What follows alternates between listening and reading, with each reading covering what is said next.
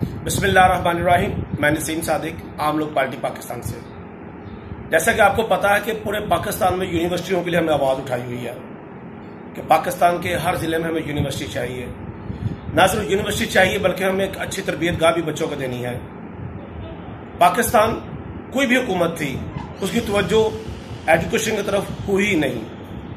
हमारा बेसिक मकसद यही था कि हम यूनिवर्सिटी की तरफ इनकी तवज्जो दिलाएं। जैसा कि आपको मालूम है, हमने हाफसाबाद, मंडी बहाउद्दीन और गुजरांवाला, जो गुजरांवाला हम रहते हैं, हमने यहाँ से आगाज किया कि हमें यूनिवर्सिटी ऑफ गुजरांवाला चाहिए। यह हक है इन बच्चों का। हम यूनिवर्सिटी मांग रहे हैं इनसे, कोई कालाबाग डैम तो नहीं मांग रहे कि हमें गुजरांवाला में डैम बना दें।